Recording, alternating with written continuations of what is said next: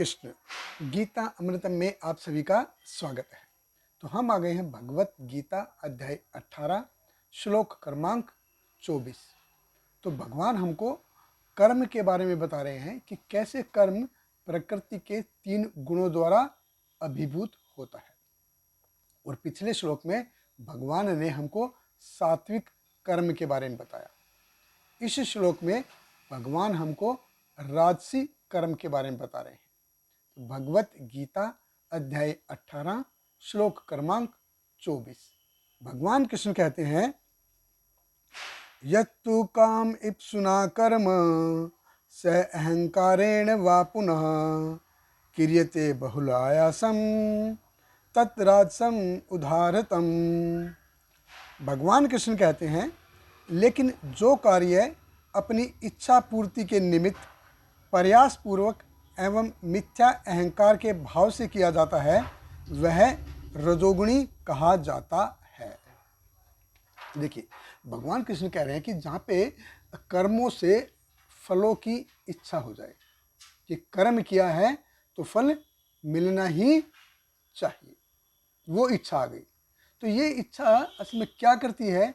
ये इच्छा व्यक्ति को अहंकार की तरफ लेके जाती है कि स अहंकारेण, अर्थात अहंकार अर्थात आई एंड माई, मैं और मेरा, कि मैं ही सुपीरियर हूँ, माई वे और हाई वे, कि मेरे को सुना मत, चुपचाप सुन, जो मैं बोल रहा हूँ चुपचाप सुन, जिसकी लाठी उसकी बहस, या बॉस इज ऑलवेज राइट।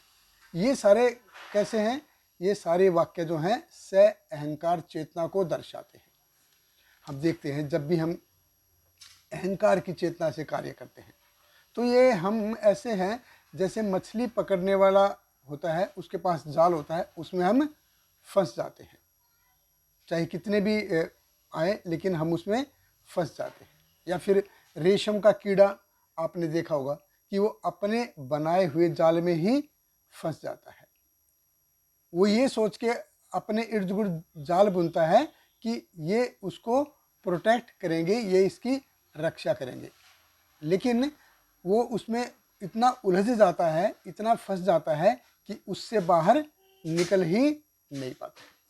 तो जब भी मैं इस चेतना से कार्य करूँगा तो मैं अपने इर्द गिर्द ऐसा ही जाल बुन लूँगा, तो अपने जीवन को और ज़्यादा दुख में लेके जाऊँगा, और ज़्यादा जोखिम में लेके जाऊँगा, और अपने जीवन की जो श्रृंखलाएं हैं उनको बढ़ाता चला जाऊँगा।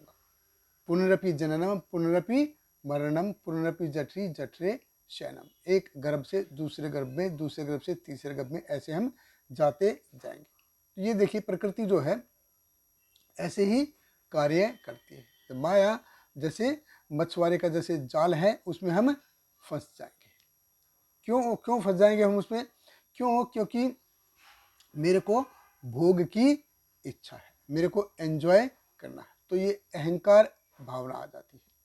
तो इच्छा क्या करेगी कि मेरा मान सम्मान मेरा होना चाहिए, मेरा रुतबा बड़ा होना चाहिए, सोसाइटी के जो लोग हैं वो मेरी बात माननी चाहिए, उनको मेरी पूजा करनी चाहिए। ये बिल्कुल जैसे रेशम का कीड़ा है अपने इर्द गिर्द जाल बुनता है, ऐसे हम अपने इर्द गिर्द ऐसा जाल बुन लेते हैं। वो होता है ना, अपने ही पैर पे कुल्हाड़ी मारने के जैसा काम करते हैं। इसीलिए भगवान कृष्ण कहते हैं, तत् राजसम उदारतम क्रियते बहुल आयासम। बहुल आयासम यानी कि बहुत ज़्यादा मेहनत करेगा। तो जब भी हम बहुत ज़्यादा मेहनत करते हैं, तो बहुत ज़्यादा मेहनत करेंगे तो क्या करेंगे? तो हमको जो मेहनताना है उसकी भी उम्मीद होगी। ज़्यादा मेहनत करी है तो ज़्यादा मेहनताने की उम्मीद हम करेंगे, बहुत ज़्यादा।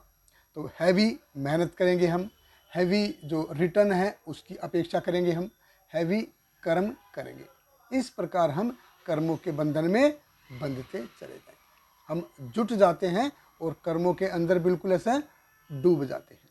इसलिए जब तक इस अहंकार की भावना से ऊपर नहीं उठेंगे, अपने जीवन को ऐसे नहीं डालते हैं कि कम से कम फैसिलिटी में अपना जीवन गुजारो, और जो समय मिले उसको कृष्ण भावना अमृत के विकास में लगाओ। तो जब तक ये चेतना नहीं आएगी ना, ये हमको जानना चाहिए भौतिक जगत कैसा है। ये भौतिक जगत जैसे गहरा अंधकारमय कुआं है, इसमें हम कब खो जाएंगे हमको पता भी चलेगा नहीं। बहुत बहुत धन्यवाद। हरे कृष्ण। श्रील प्रभुपाद की जय।